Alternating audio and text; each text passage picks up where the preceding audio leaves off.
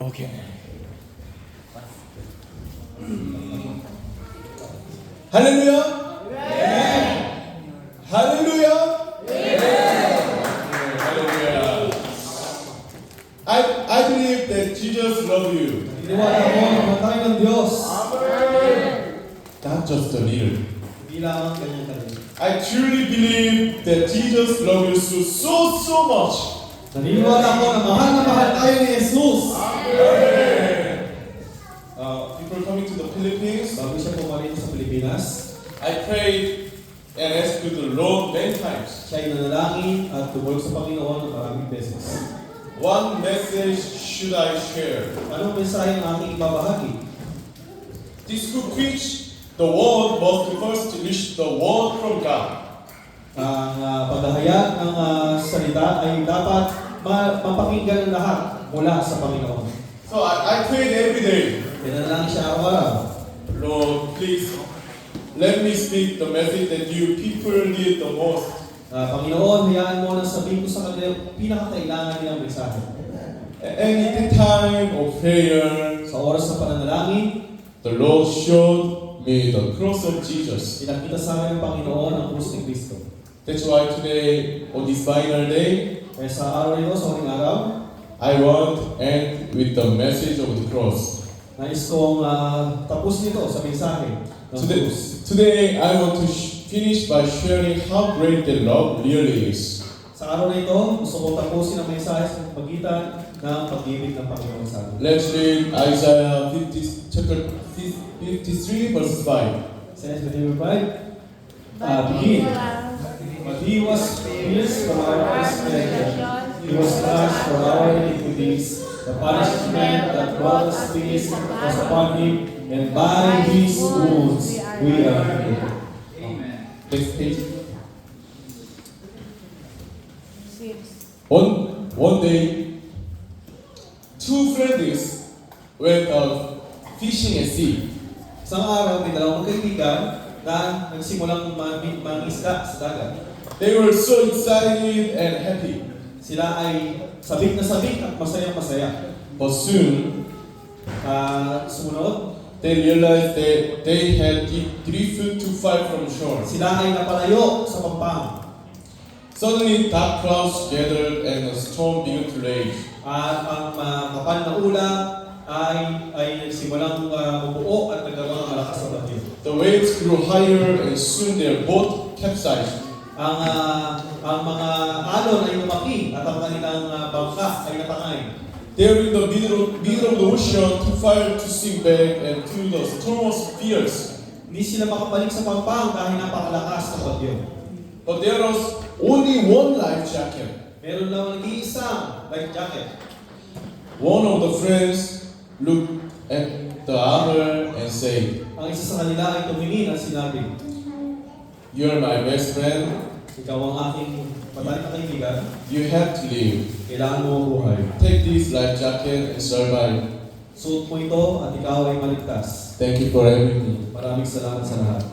And with that, Pagkita noon, he handed over the jacket and disappeared into the waves. binigay niya ang life jacket at siya nawala na doon sa mga alon.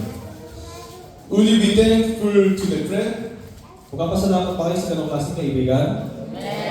Of course, more than words can express. Higit pa sa salita ang ma-express natin.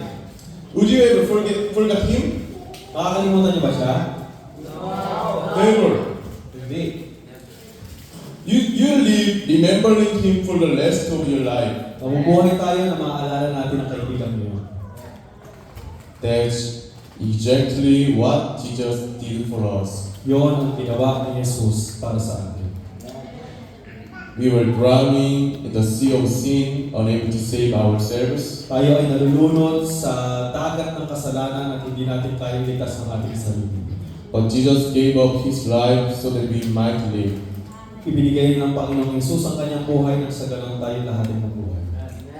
Today, through the suffering that Jesus endured for us, Sa araw nito, sa pamagitan ng paghihirap ng ginawa ng Panginoon para sa atin, I want us to see how deeply He loves us.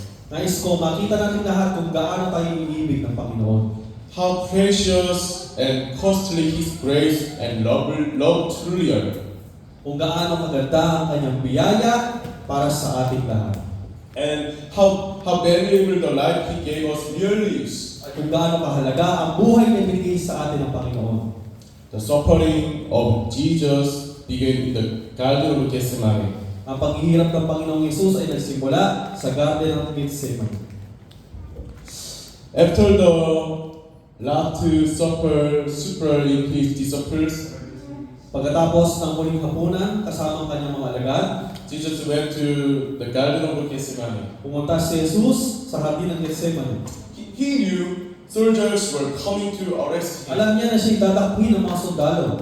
So he prayed, Siya'y nanalangin, Father, Ama, it is possible, kung maaari, take this cup of suffering from me. ilayo mo sa akin ang sawa ng paghihirap nito. Yet not my will, Ngayon pa man, hindi aking kalooban, but yours be done. kundi ang iyong kalooban na mangyari.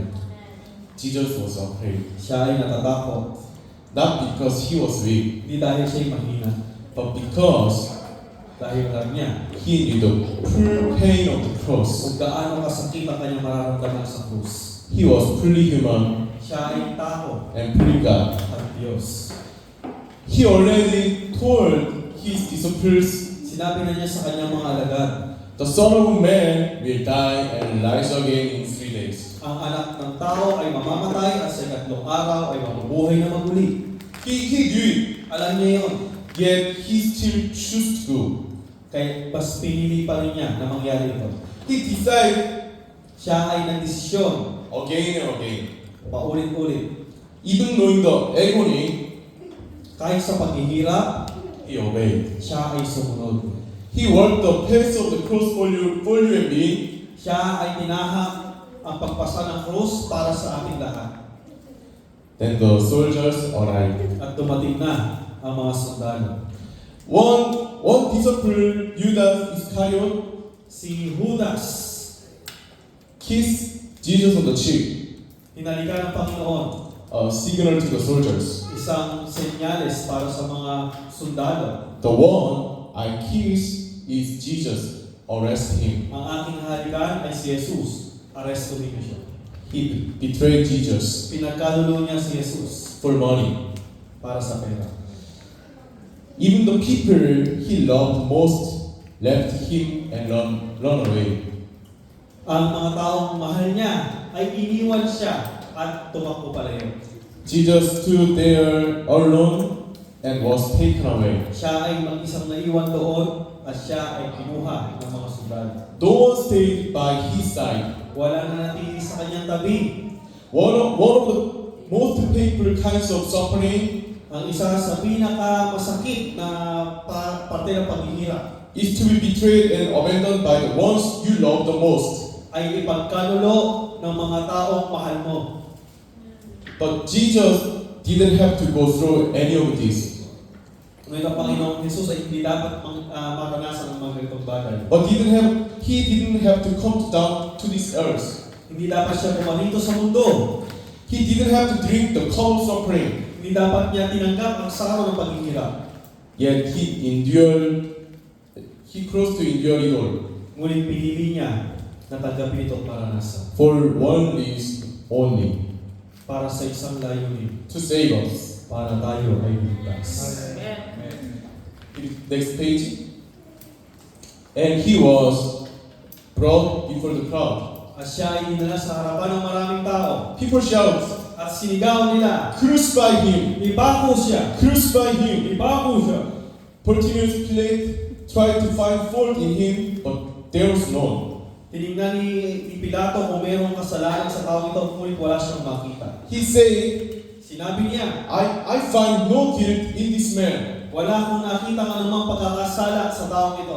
Yet the people screamed even louder, Ngunit sumigaw pa rin ang taong bayan. crucify him. Ipako siya. And so, Ganyan nangyari. though he was innocent, Kahit siya ay inosente, Jesus was condemned like a criminal. siya ay pinarusahan katulad ng isang kriminal.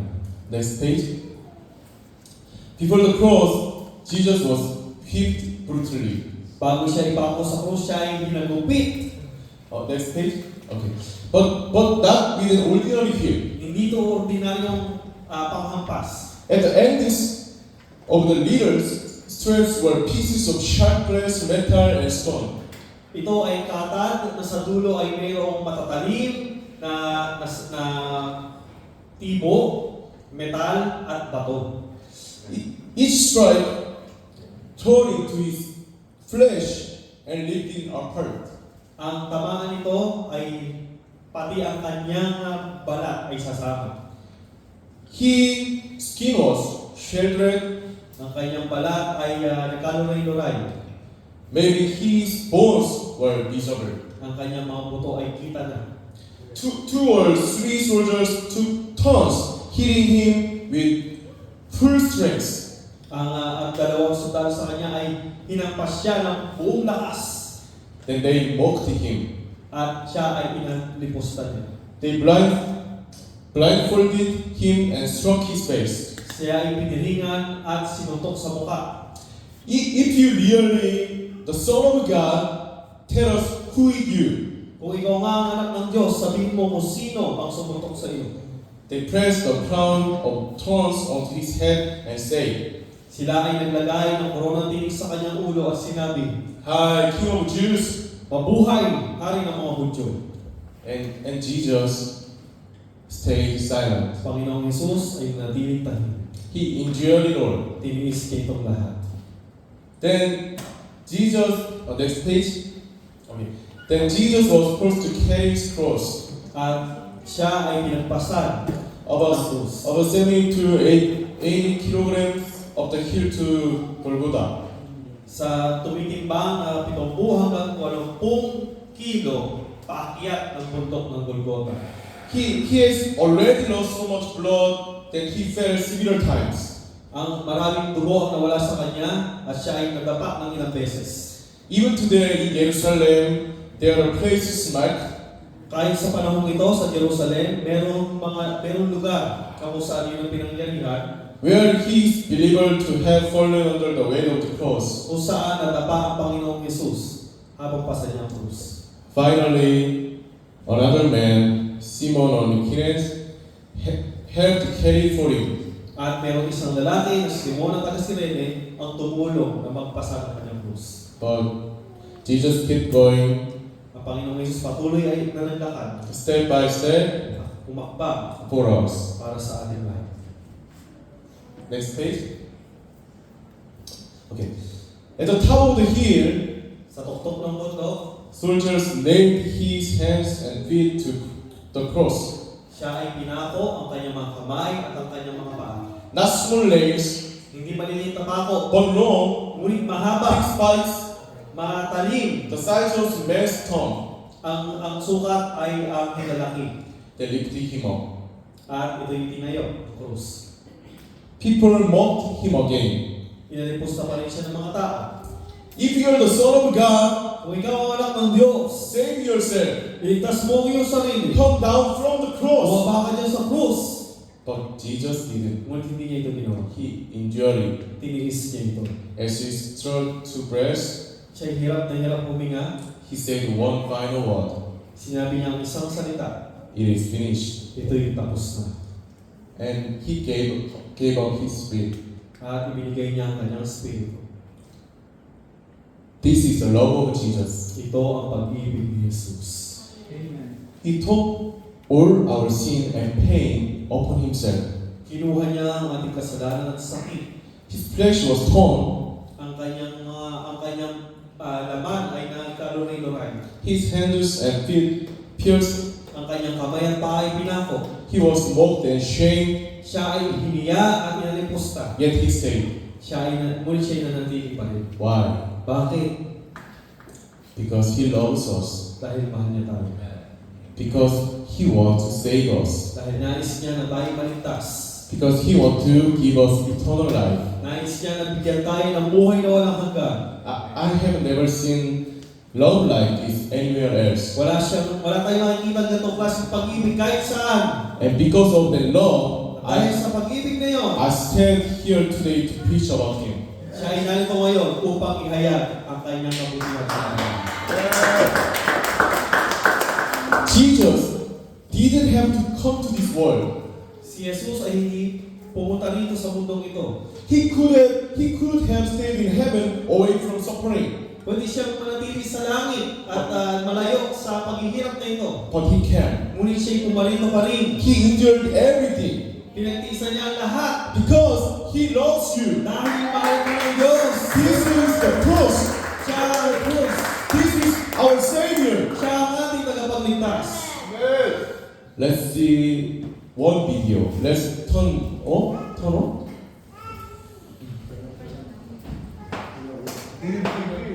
Video.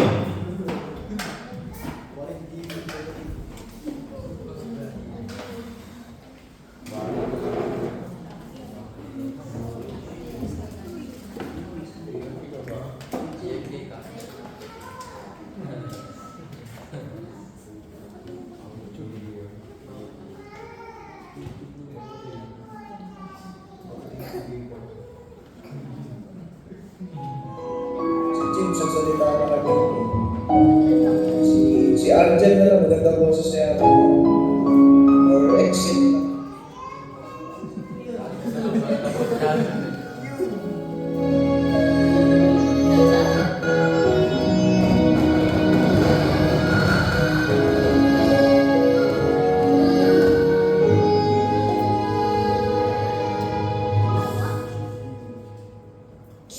주님이 홀로 가신 그 길 나도 따라가오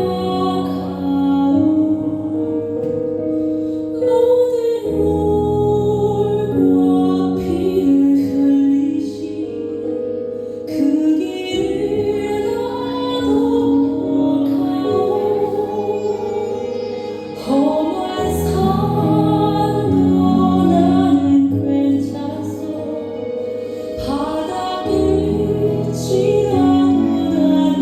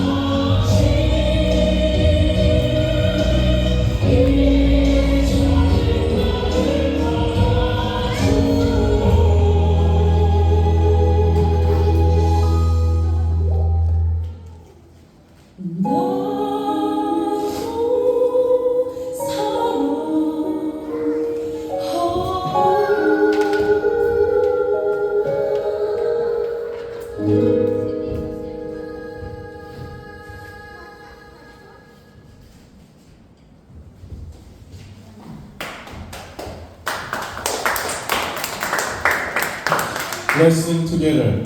And then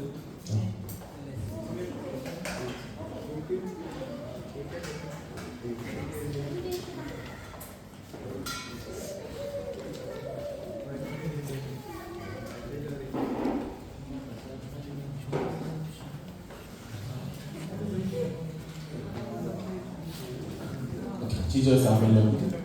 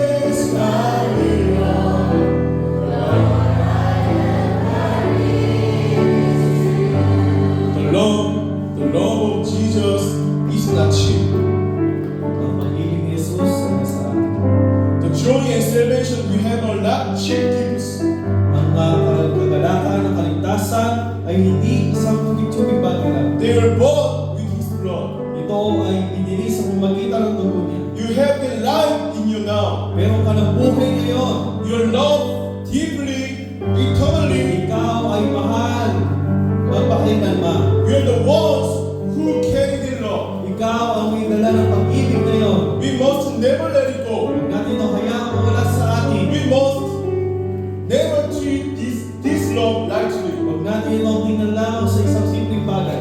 Because it was bought with the blood of Jesus. Dahil ito ay binili sa pamagitan ng dugo ni Jesus. That's why even when we go back into the world, Kaya kapag tayo bumalik sa mundo, we must hold on tightly to His love, panghawakan natin ang pag-ibig niya. no matter what. Ano man ang mangyari. And we should never think of ourselves as worthless. Huwag natin tingnan ang ating sarili na walang halaga. Because our value is the value of Jesus' love. Ang ating halaga ay katumbas ng pag-ibig ng Panginoon. We should never be ashamed of the gospel. Huwag tayo mahiya sa mabuting balita. Because the very one who created the universe Dahil ang lumikha ng buong kalawakan, came to this earth pumunta sa mundong ito, and shed His blood for you and me. binigay niya ang kanyang dugo para sa iyo at para sa akin. So I want us to make a decision Kaya nais ko na tayo lahat ay magdesisyon to never let go of the love of Jesus na huwag hayaang mawala sa atin ang pag-ibig ni Jesus. and to live every day with their love. At mabuhay sa pag-ibig na yun araw-araw. Let's call upon the name of the Lord together and then let's pray, Lord!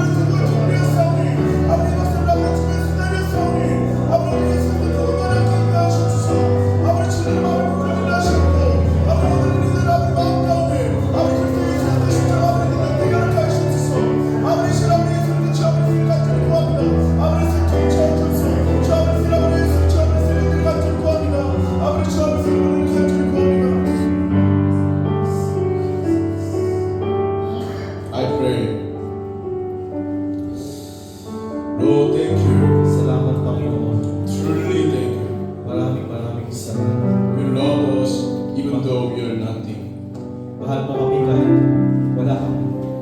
And you left the glory of heaven to come for us. Hinayaan mo na ang kaluwalhatian ay iwanan mo sa langit para sa amin. We remember that amazing love. Tandaan namin ang iyong pag-ibig. At the foot of the cross, Sa paanan ng krus, we nothing to boast about. wala kaming dapat ipagwala. You shed your precious blood, At ang iyong dugo ay pinupo. and your body was torn Ang iyong katawan ay ikaloray-loray. for people as unworthy as us. Para sa mga taong walang halaga tulad namin.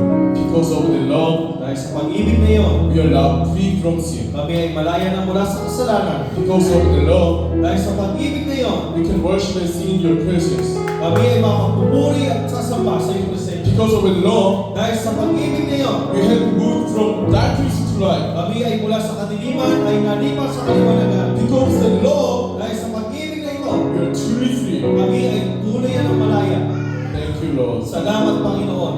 From now on, Mula ngayon, we want to live only in you. nais kami mabuhay para sa iyo lamang. We don't want to be ashamed of the gospel anymore. Ayaw na namin ikahiya ang mabuting balita. We don't ever want to leave you again. Ayaw na namin iwan ka namin muli.